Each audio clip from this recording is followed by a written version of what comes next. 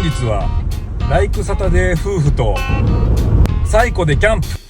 美味しい。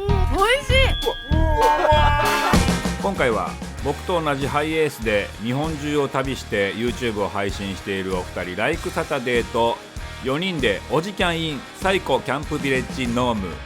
ぜひライクサタデーのチャンネルの方も見てみてください。概要欄にリンク貼ってます。このライクサタデーのお二人なんですけれども、以前にもうちのチャンネルね出てもらいましたが、ご夫婦でですね、僕と同じゴールドンミラーのハイエースに乗って、日本中をですねもうバンライフしながら旅をしていると。でその様子を発信しているっていう YouTuber のお二人でございます。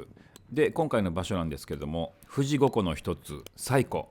富士五湖の中でもね割とこじんまりとした感じで静かな西湖なんですけれども、でですね、天気が今日はよくって、天気はいいですけどもかなり寒いです。そこ開くんだ。うわめっちゃいい。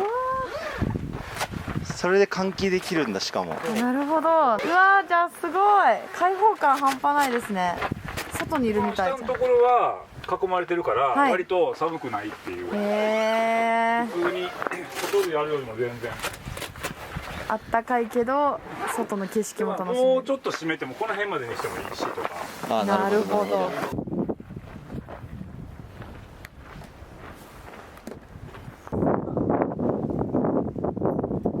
あ、いい感じいい感じ。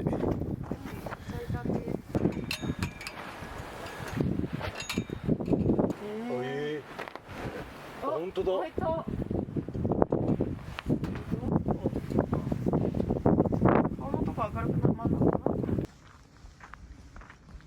すいません、巻きください。針葉樹。じゃあ3つ。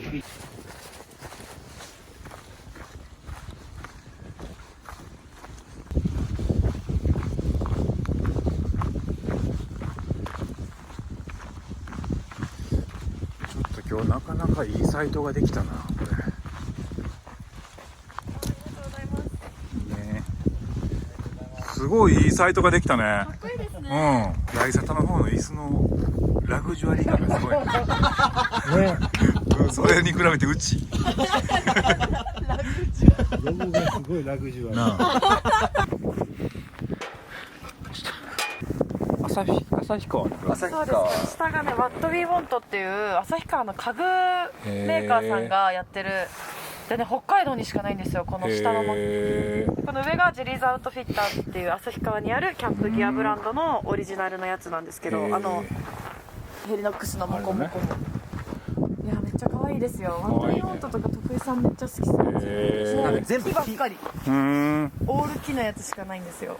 小規模で展開してはるみたいな。もう北海道でしか取り扱えてなくて、ちょっと一つ危惧されることがあんねんけど、鬼の逆光になりそうやねんけど、なんかこのままあそこから日が沈んだら鬼の逆光になりそうやねんけどな、これ。もうでもね、しょうがない。仕方ない。受け入れよう。もう電気毛布のみ。で、あとスノーピークのグランド布団っていう布団使ってるんですけど、それがねマイナス15度ぐらいまで耐えられるやつで、それだけです。うちら全然寒くない。そうですね。この間マイナス15度の中もそれで寝たんですけど全然大丈夫でした。いやめっちゃかっこいいですね。ありがとうございます。いい感じだったね。めっちゃいい感じです。お久しぶりです。お久しぶりです。ありがとうございます。乾杯。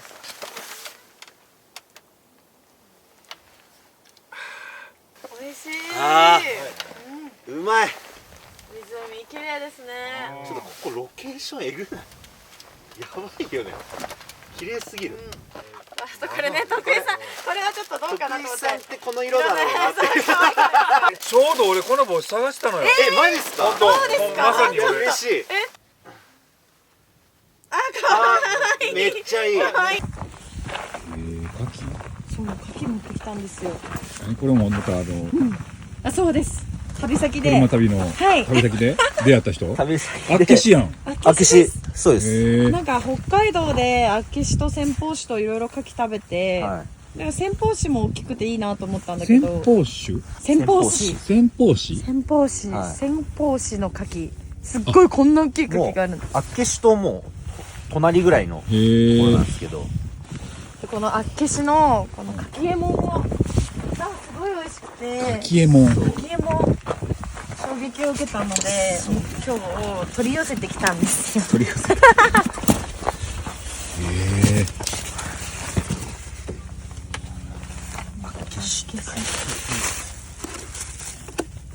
うわー、立派な柿。すごいやん。かきえもん。かきえもん。そう、かき大丈夫ですか？大丈夫ですか？生は無理やねんけど、焼いたら全然いい。あ、焼いたらいきます。よかったはい。これかきえもんって言うんですけど、んこっち丸えもんって言うんですよ。丸えもん。違う柿なの。ちょっと種類が違ただうんで厚岸で取れてる。でこっちす。でがこれガンガン焼きで、これキャンプに良くないかなと思って。あ、いいね。いいですよね。すごい。これ大きくて、そう。これを焚き火で。めちゃくちゃな量あるやん。じゃあ後でさ、メスティン串揚げしようと思ってるからカキフライにもしようよ。じゃあめっちゃいい。めっちゃいい。ね、そうしよう。ガンガン焼き置きます。豪快。これは、いつできるんですか？まあ大体よ。中火より明らかに強い。中火で5、6分やって湯気が出てきたらさらに5分程度で沸騰するから、うんうん。いきます。うわなんで？こんな水分出てんの？こんな水分出るんだ。ちょっと待って。ガンガンガンガン溶ける。うい。すごい。箸で確実に取った方が。はいはいはい。そうね。なんか言うよね。あ、美味しそう。うまそう。いや、これは立派な柿やわ。計算防止に合うね。いや、いいですか？最初に。最初に。最初に。はい、どうぞ。でっかっ。うわ。汁落ちてるよ。でもこれ貝舐めたらあかんってさっき言ってたから。汁がこっち側あから。あ、ごめんなさい。行きます。行きます。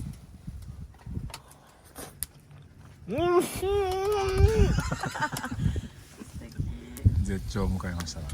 ああ。海ですね。湖ですけど。これは海です。厚岸の海を喰らう。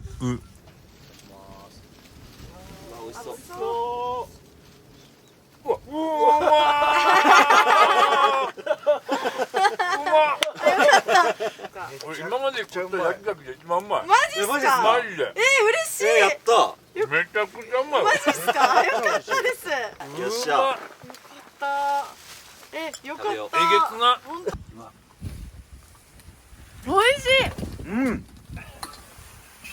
めちゃくちゃうまいねこれ。うまー。やば。めちゃくちゃ美味し噛めば噛むほどだい。これ。ね。よかったです。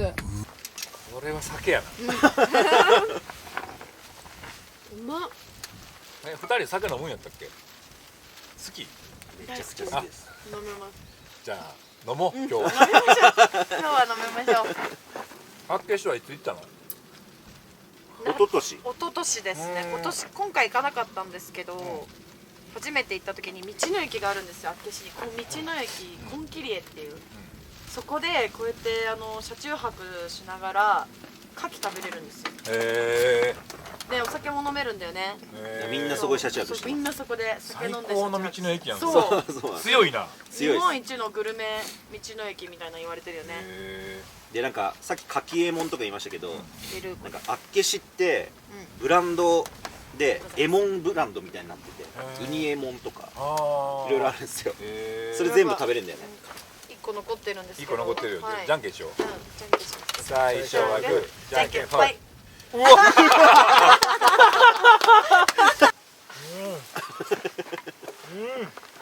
まい。あでもそれで開くのか。最悪違う。そのナイフ差し込むとこ。これそれもハンマーかもしれない。あのやつはさもうシェフですよね。すっごい難しいな。ちょっと。あでも開くよ。それでちょっと開けて。開くっちゃ開くよ。すごいなんて上手。さっきから徳井さんばっかり。さんばっかり。一個も開けられてないんだけど。手袋にかき汁つきまくってんなこれ。そうですよ、それダメですいやよ。まあいいよ別に。いいですか汚れてなんぼのもんやから。あ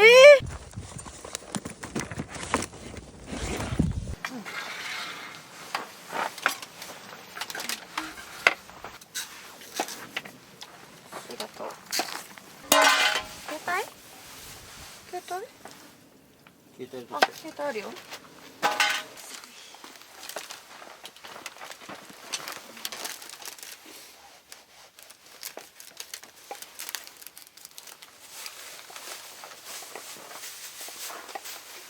2つくらいいっちゃっていいですか？うん。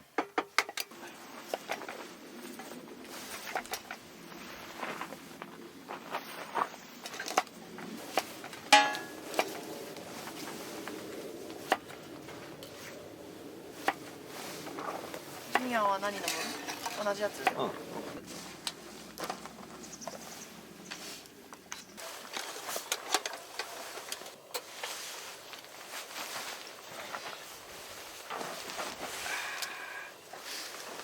うまい。なんかあと他にもなんか持ってきたの？エビエビのやつな。さっきのソースのやつ。香川にあるお店エビの屋さんっていうところで、さっきの手火ソースを私たち動画で普通にギアのお店で気になって買って食べてたら、それを見てくれて、で送ってくれたんですよ。そしたらすっごい美味しくて、でこれはの間むきエビが真空パックになってるの。そうなんですそうなんです珍しいね。そうなんです。剥いた後のエビなんですよ。めちゃくちゃうまいな。これマジで美味しい。へ一個結構大きくてグリーングリーンで。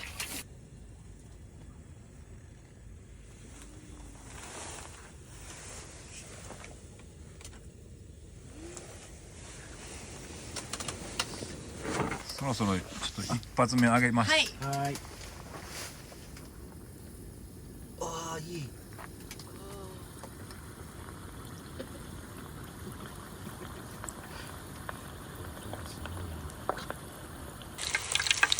ああいいですね。いきましたね。すごい。ここにドボンします。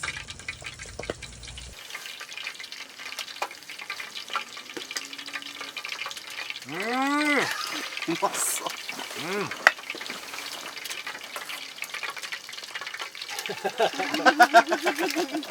すぐに焼酎。進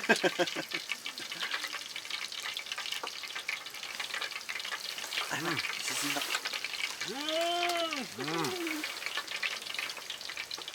うまい。あーうまい。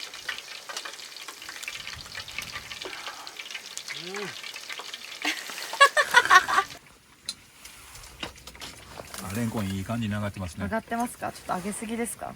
いやいやいいでしょう。いいんじゃないですか。レンコン美味しいない？めっちゃ美味しい。そうなのよ。ホクホクやから。うまっ。めっちゃ美味カキフライいっちゃおうかな俺。しい。いけます？うおー。でも絶対うまいよな。バチバチ跳ねないかな、水が。確かに。なんかすごい怖さは。危険な食べ物。うわ絶対美味しいけどバチバチ跳ねそう。うわうわすごっ。これパン粉をね結構ちょっとしっかりつけた方がいいね。なるほど。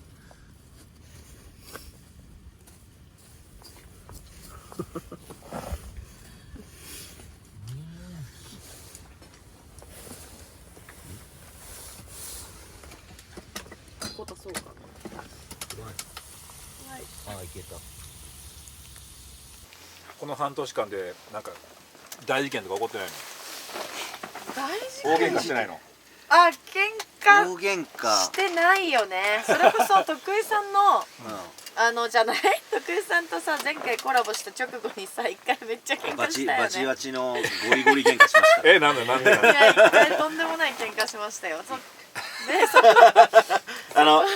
さんの動画でなんか全然喧嘩とかしないのとか言われてはいとか言ってた直後に死ぬほど喧嘩しめて、ちゃくちゃでかい喧嘩しました。まあ本当仕事のことですね、マジで。お仕事のことで、考えが合わなかったってこと？考えが合わなかったっていうのと、なんかお互いになんか自分がみたいに思っちゃってそれで喧嘩しちゃって朝のね5時ぐらいまで喧嘩したんだよね、明け方まで。だけどそのボイシー今やらせてもらってる週3で撮らなきゃいけなくてその日にでもめちゃくちゃ喧嘩してるわけですよ。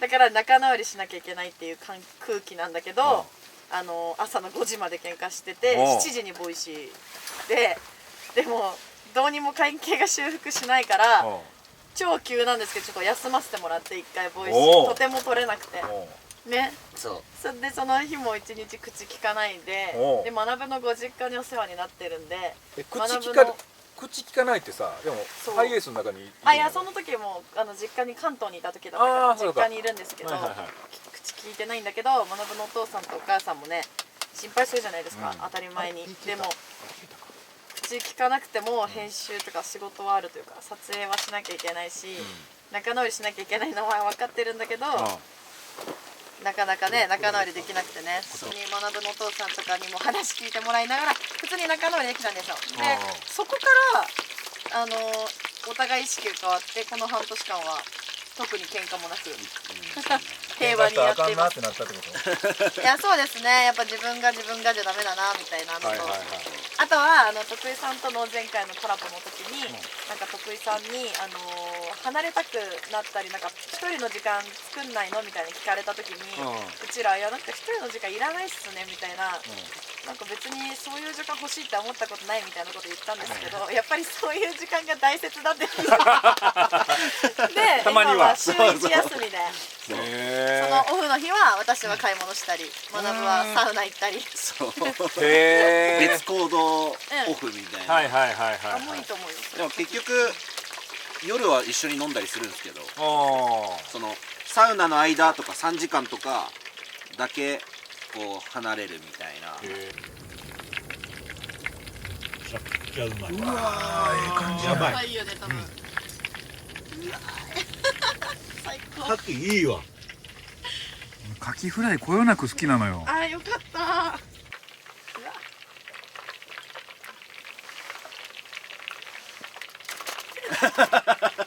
うまい。これちびちびちょっとずつ食べながら酒やばいっすね。そうやばいこれ永遠にいけるやつだなこれ。これ永遠にいけるのよ。永遠ですねこれ。エビとかも美味しいだろうなこれ。エビちょあ、エビある。っとエビ持ってこよう。エビあるわ。やっぱ関西の人って串カツ食べるんですかよくお店とかに食べ行って。いやとはいえ、なんか串カツってまあ関西名物的な感じもあるねんけど、完全に。じゃあ頻繁に食うかって言われたらそうでもなかったりする。なんか串カツ屋さんでまあ有名なところが何軒かあって、串カツ好きな人はしょっちゅう食う。でもみんながみんなって感じでもない。これ皆さんやるときにパン粉は細かいのを使ってください。粗いのやと結構ねなんかつきにくいんで。なるほど。豚肉のイメージがあったけど牛肉美味しいですね。関西の串カツの肉はね牛肉なの。あ、そうなんだ。関西でお肉っていうと牛肉なのよ。そうやね。すごいめっちゃリッチじゃないですか。カレーも牛そう関西は豚こまじゃなくて。そうすごい。だから関西人って東京来てカレー食ったらはい。豚入ってるとか鶏肉。びっくりすんのよ。肉じゃがもう牛。そう肉じゃがも牛やねん関西は。だからびっくりする。なんか安く上げてんのって思うねん。関西人は。エンゲル係数が高そうすごいですね。だからそうなんだお肉って言ったら牛肉のことやの関西って。じゃあ鶏肉とかのことは何？鶏肉とか鶏肉、豚肉で肉っていうのは牛。あ、じゃあ牛肉って言わないんですか？牛肉のこと。まあ牛肉とも言うねんけでもど、肉食おうかって言ったら大体牛肉。そうそうなんだ。関東みたいに豚がはい。締めてないのよ。なんなんか結構だから焼き豚とかあるやんか。はい、あります大好き。あんま豚もつのも食うやん。はい。あんま関西でそうなんだ。豚肉を食べる文化があんまりない。なんか豚はもうとんかつとかなんかこれは豚ですよねっていうものしか。そうなんだ。知らなかったね。知らなかった。徳井さんとバターさんの出会いってどんな感じなんだったんです俺とバターはか？もともと小沢ははい。小沢とそうスピードワゴンと一緒にバターが仕事してて、で小沢からのバターみたいな。へえ。で家がめちゃくちゃ近あ、そうだったんですか。所近所であ、そのお二人で住んでた時にバターじゃなくて今小沢さんと普通に住んでる今北梅あ、今あ、今普通に近所なんですか。普通に近所で小沢さんの家からご飯食べ終わって一緒に帰ることが多くなってあ、そういうことなるか。ほど。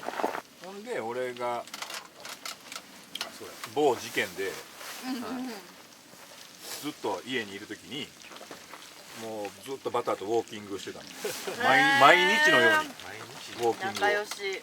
ウォーキング。まあでも家にずっといたらあれですもんね。そう昼はウォーキングして、はい。夜はネットのゲームをオンラインゲームをするっていう。めっちゃ仲良しじゃん。四六時中一緒。でそこでぐっと縮まったみたいな。マジで毎日でしたよね。マジで毎日やったな。でもあのことがあって、なかったらこういうことにはなってないじゃないですか。今キャンプとか。そうやそれな。ってどう思う考えてます？なんだろう。まあ結果論だけど、そう今となってすごいプはライベートを充実してなんかすごい見てて YouTube とか見てるとすごく楽しそうで、でもあのまま行ってたらこういうことはこの徳井さん見れなかったんだろうなと思うと、ね、多分本当に未だに面白いですよね。もう仕事しかしてない人生ってのが結そうで構すよね。ほんまにさ芸能人ってはい。忙しい人ってもう家と仕事場の往復でなんかテレビ見ててさワイワイやってるやけど、はい、すごい楽しい。でもそれってただうんスタジオの中だけで、はいで本番始まってわーってやってじゃあお疲れしたってバーってもう解散するだけやから、自分の番組に出てて、はい VTR でなんかいろんな人出てるとか、どっかのアウトレットにロケ行ってるのを見るとかはいでは知ってるけど、はい実際自分がアウトレット行ってなんかはい。買い物しに今日は行こうとかうんうんうんいう時間はないわけよ、あだからそうなんか普通の仕事してる人の方が全然ちゃんと休みがあるかー、そうらですね。キャンプ行ったり旅行行ったりとかするやんか、はい、できます。でも芸能人はなんかちっちゃい窓からしか見てないの、なるほど。華やかに見えて、そう全然まあ意外と世界が、特に俺とかうん割とプライベートが地味な人やったから、はい飲みに行くとかもあんまなかっはい。たしテレビ局と家あー劇場と家もうずっと往復そうですよね。徳井さんってマックスいかついぐらい忙しかった時、M1 優勝した後みたいな時は、休みがなんか全然なかったみたいなうんお話ししてましたよね。うん休み年にやった年に休み年にやばくない？すごいですね。それがマックスやったしかもそれもなんか事前に分かってる休みなんですか？な。うわどうやってやろうな。でもポコって開いたやつとかかもしれんけど、あそういうのってどういう感じなんですか？もう全然もうやるしかないというか、嬉しいというか、そんだけ休みないの。でも仕事好きやからそんなになんかそうやな30代後半ぐらいまではなんか、基本的には別に毎日仕事でも別に平気やったの、仕事が一番好きやからやねんけど、なんかこの目標っていうものをなんかちょっと見失いかけた時に、そういうのがないまま働いなんか毎日のように働いて、その意味のある働き方やったら別にええねん全然ええねんけど、忙しくても、なんか迷いながら働くのってどうなんやろって思い出した時にちょっとしんどかった。ね、今夕日が落ちたあ、いけど。い感じに。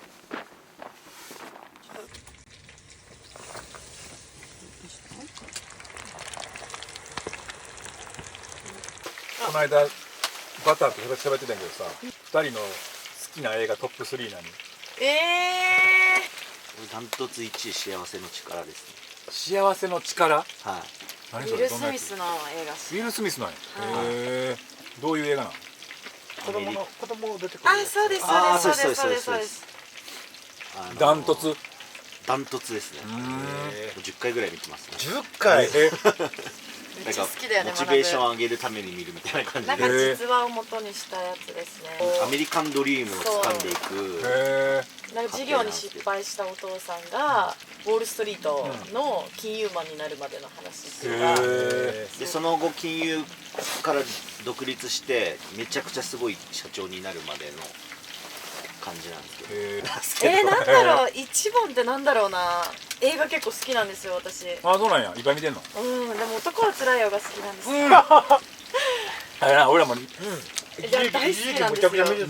2年ぐらい23年前にドンハマりしてうわ嬉しい。めっちゃ見てたよ。いや私はもう男はつらいよはとにかく好きで、男はつらいよばっかり見てますね。大好きです。わかる。でも一時期もう口調がさ、下げてトラさん口調やって、江戸弁みたいな。それ言っちゃおしまいよ。見すぎるとなりますよね。なるよな。レオンとかも好き。レオンな、とかまあ名作やな。大好き。音楽とかだったら徳井さんの世代ってなんですか。俺らははい中学高校の頃に、はい。いわゆるバンドブームっていうのがあっミスターチルドて、レン。ミスチル、まあミスチルはね、もっと割とバンドブームよりちょっと後なのよね。なんかそれより前だからブルーハーツとか、河本なんかヒロそうト。ジュンスカでも知らんレベッカジュンスカイウォーカーとかレベッカレベッとかカ知らんねよな。レベッカ、知らない。プリンセスあープリンセス MM のとか、あとバンドボーイ、ボーイ聞いたことある。聞いたことある。そっか、聞いたことあるレベルなんやな。でもあーまあ今もユニコーンとかもそうやな。ユニコーンユニコーン。あユニコーンってそんな前なんだ。でそれがあり、でバンドブームの後期にかぶって、そうビーズとかさ、牧原紀之とか、ザードザード、ザードバンズ T ボランとか、ヒーボラ。そういうのがあって、そのなんかバンドブームからのなんかこう J-POP ブームみたいな、なんかああ、ブームがあるんですね。そうバーって来て、うわーって音楽界盛り上がって、その後にこの小室哲哉ファミリー、グロあー出ーブ、た。 TRF、安室ちゃん安とか、室ちゃん。あの辺がうわーってくるわけ。もう小室一色そういう流になる。れがあったんですね。そう小室一色、えーモームスモームス。小室とモームス、モームスとかがうちら幼稚園と幼か稚園だね小学校とか。そうか。でモームスは大好きだった。最初に買ったのはまあ普通に CD なんや。 CD です。 CD です。さすがにそれは CD です。データとかじゃないのはい、データとかじゃないです。全然もう CD 買いに行って何買った iPod に移して。いや俺バンプと小袋かかな。小袋へー小袋っすね。最初？ちょっと上の俺一番好きなアーティストミスチルなんで、ちょっと上のラインの人が好きなんですよ。はいはい。で一番最初に聞いたのはスピッツ。だからスピッツだからミスチルとスピッツはずっとみんな聞いてんのよ。そうですよね。そうですよね。なんかめっちゃ熱狂的に好きだったものとかってなかったんですか？なんかアイドルとか。俺はジュディマリのゆきちゃんが好きでずっと。ジュニマリ？ジュディジュニマリ？そっか。そうなんのか。マジか。ジュディマリそれそう。ジュニマリ？ジュディ&マリーっていうバンド。あれ有名な曲あります？なんだろう。そばかすとかああ、聞いたことあるな。そうルローニケンシンのテーマソング。あ、じゃあ絶対聞けばわかるな。でもそのレベルです。ジュニマリ二人組ですか？あとジュディとマリーじゃないのよ。ジュディ&マリーってバンド。そうなんですそうか。じゃあ顔見ればわかるかな。一緒に仕事したこととかあるんですか？それがな、俺がはい。その要はジュディ&マリーがうわーって出てきてめっちゃ人気あった頃はそんなに別にまあ普通に聴いてたぐらいやってんけど、そっから20代半ばぐらいに来てはい。急にそのユキさんのことがすごい好きになってでそっからジュディ&マリーをめっちゃ聴き出してお仕事一緒になったらでめっちゃもう唯一ぐらいもうファンです大そうですよね好きやってんけど、はいまあそれ以外のアーティストのとこ音楽番組とかも2個ぐらいやってたから、はい。まあ割といろいろあってんけど、うんうんユキさんだけ一回も会ったことなくて、えそうやねん一回俺『アメトーーク』の収録の時にたまたま別スタジオで「ミュージックステーション」やってて、はいで「ミュージックステーション」のリハ終わりでユキさんが楽屋の向こうの方に歩いていく後ろ姿だけ生で見たことあるんだけど会ったことないねん。そうやねん逆にすごいですね。逆にす徳井さんって独身貴族というか独身謳歌されてるじゃないですか。はいなんかこの間井戸田さんご結婚された時年齢見てびっくりしたんですよ、お相手の。お若いですよね。でも私たちぐらいの世代ですよね。文館が29、8、9ぐらいかな。そう多分同世代ぐらいだったからびっくりして、徳井さん年齢的にはもうストライクゾーンでどの辺までいける？逆に20代とかってまだ全然。別にその向こうさえ良ければ別にこっちはあんま年齢関係ないからそうなんだ、年齢って。それおっさんが若い子好きっていうのはどういう目でいや井戸田さんがまずもうそんな年の差婚じゃないですか、なんかもう子供にしか見えないのかなと思って、ガキっぽいのかなと思ってたんですよ、うちら世代のことなんて。そんなことないよだってね、びっくりしたんですよ。20歳超えて、はい21、22とかもう、まあ大人の女性やん。はい。